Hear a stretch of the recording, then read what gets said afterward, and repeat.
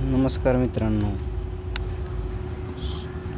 सोप्या share market मराठीतून या चॅनलमध्ये आपलं पूर्णपणे स्वागत आहे.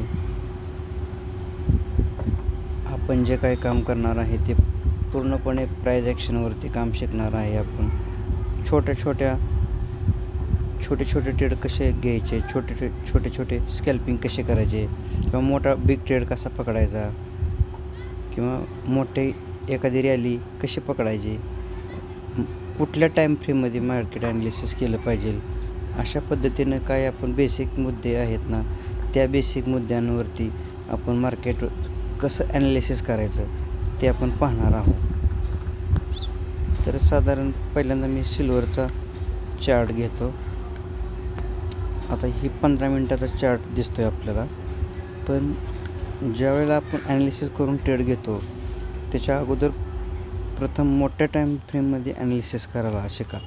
ॲनालिसिस मोठ्या टाईम फ्रेममध्ये केल्यानंतर तो चार्ट मंथली, वीकली आणि मग डेली अशा पद्धतीने ॲनालिसिस करा. मी आता मंथली, डेली आणि वीकली हा ॲनालिसिस करतो आहे. सध्या आपल्या सिल्वर या इन्स्ट्रुमेंटवर आपण चार्ट करतो आहे. प्रथम अशा पद्धतीने ही रॅली जी चालू होती सिल्वरची, पूर्णपणे बघा 1.5 लाखापासून सिल्वर एकदम वन वे स्पीडमध्ये चालू होतं. बाईंग म्हणजे बाईंग, पूर्णपणे बाईंग चालू होतं. आणि ज्या वेळेला ह्या टॉपला डेली कॅन्डलमध्ये एक कॅन्डल बनली, एक मोठी कॅन्डल बनली, बुलिश कॅन्डल, त्याच्या नेक्स्ट डेपासून मार्केट सेलिंग म्हणजे क्रॅश म्हणलं तरी काही हरकत नाही, अशा पद्धतीने मार्केट क्रॅश व्हायला चालू झालं.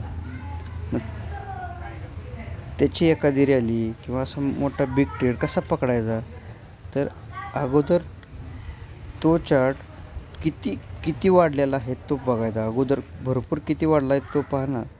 मग आपण एकदम मोठी रॅली झालेली, आपली रॅली समजा मिस झालेली असेल, अशा रॅलीमध्ये आपल्याला बाईंग जर करता येत नसेल तर एखादी टॉप बघून सेलिंग कॅन्डल आपल्याला शोधायचं आहे की सेलमधून पैसे कसे कमवायचे. तर समजा इथं ऑलरेडी ओवर चार्टमध्ये काय दिसतं आहे, RSI वगैरे ओवर सोल्ड दिसतो आहे.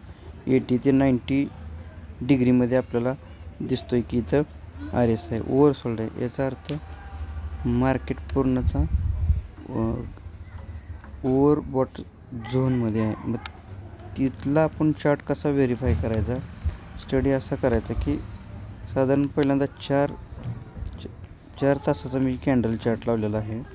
तर इथं एकदा मार्केटला अशी कॅन्डल टॉपला कुठं बनलेली नाही बघा. अशी जी रेड कॅन्डल आहे ना, हे बघा, ही जी रेड कॅन्डल आहे ना 4 तासामध्ये, अशी कॅन्डल कुठं बनलेली नाही ह्या चार्टमध्ये मागं. ही चार्टमध्ये असं काय सिग्नल मिळतो आहे आपल्याला की ही एक सर्वसामान्य माणसांनी बनवलेली कॅन्डल नसती, एखाद्या छोट्या ट्रेडरनं कॅन्डल बनवलेली नसती.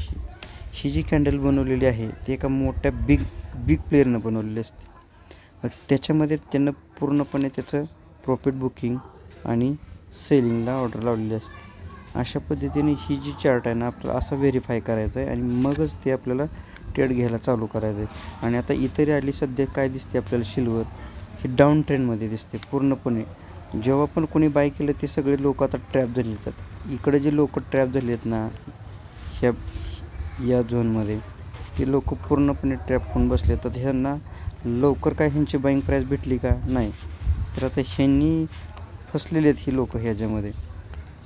तर आपल्याला अशा पद्धतीने ट्रेड फाइंड आउट करायचं आहे की हे असं एखादी टॉपला बेरिश कॅन्डल बघायची आणि बेरिश कॅन्डल बघून त्याच्या टॉपला एसेल द्यायचा, छोटा एसेल आणि बऱ्यापैकी टार्गेट तर कसं धरायचं की ही जी रेड कॅन्डल आहे ह्याच्या कमीत कमी ही टॉप आहे ना, टॉपला शोधल्यानंतर ह्याच्यात कमीत कमी ही जी कॅन्डल आहे ना, तुमचा एसेल ह्या कॅन्डलमध्ये समजा तुमची एंट्री असेल तर एसेल ह्या कॅन्डलचा देताय तुम्ही वरती, तर कमीत कमी त्याच्यात 3 पट 1:2 म्हणजे तुमचा 1:2 3 असा तुमचा ट्रेड पाहिजे, जेणेकरून तुम्हाला रिस्क रिवॉर्ड चांगला भेटला पाहिजे. अशा पद्धतीने ट्रेड केला तरच आपल्याला पैसे मिळणार आहेत. आता छोटे स्कॅल्पिंग कसे करायचे किंवा मोठा बिग ट्रेड कसा पकडायचा हे ह्याच्यामध्ये आपल्याला पण हळूहळू आता आपण शिकणार आहोत. शेअर मार्केटमध्ये सगळ्यात महत्त्वाची गोष्ट आहे स्टॉप लॉस. आपल्याला लॉसला लिमिट करायचं आहे. जेणेकरून आपल्याला एकदा ट्रेड घेतल्यानंतर आपली सायकोलॉजी पूर्णपणे बिघडत राहते, की आपण मार्केट अगेन गेलं तर आपण म्हणतो येईल आपल्या लेवलला, येईल आपल्या, असं नाही होत याच्यामध्ये. आणि कमोडिटीमध्ये तर अशी असते रॅली की ती रॅली वन वे तर वन वे चालते, त्याच्यामुळं शक्यतो स्टॉप लॉस पूर्णपणे वापरा. कोणाला याच्यामध्ये बाय किंवा सेल त्याची रिकमेंडेशन नाही आहे.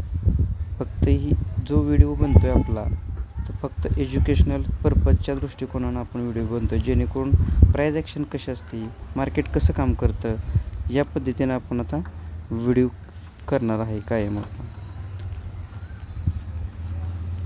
तर डेली कॅन्डलमध्ये हे मार्केटने आता ती जे आपण बनवलेलं मग अशी पाहिलं 4 तासांमध्ये, ते डेली कॅन्डलमध्ये आपण आता व्हिडिओ करतो आहे. आता डेली कॅन्डलमध्ये हे बघा, इथं सेलिंग प्रेशर कसं ॲक्टिवेट झालेलं आहे की या ठिकाणी ही बाईंगची पूर्ण रॅली चालू होती या साईडला, आणि अचानक एक सेलिंग कॅन्डल बनली.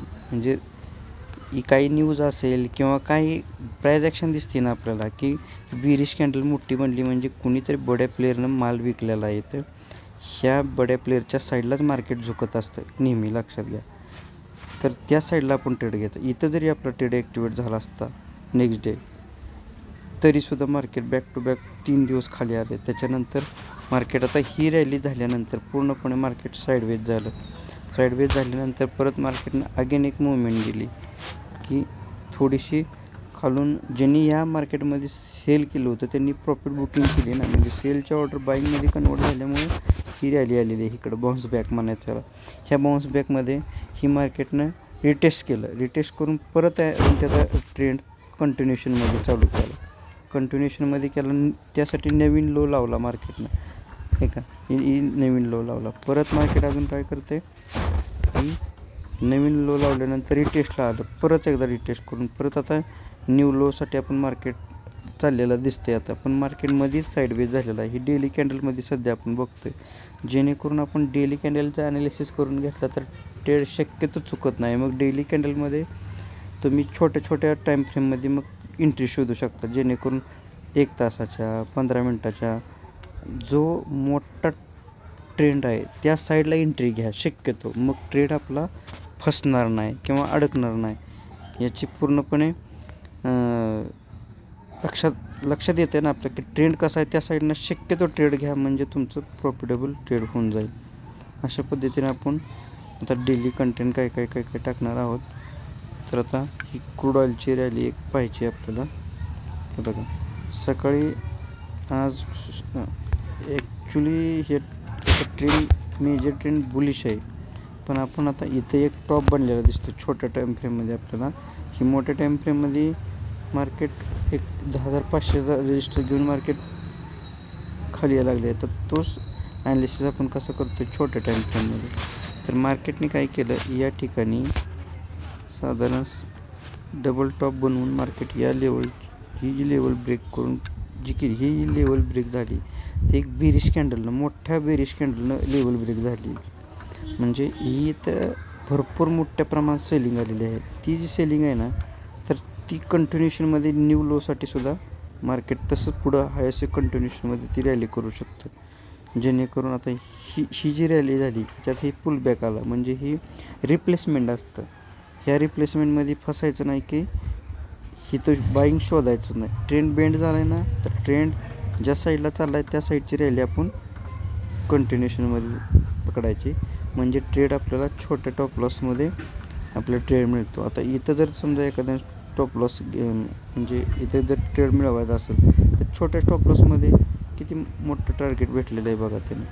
अशा पद्धतीने ट्रेंड शोधा आणि मगच तुम्ही ट्रेडिंग करा. धन्यवाद मित्रांनो.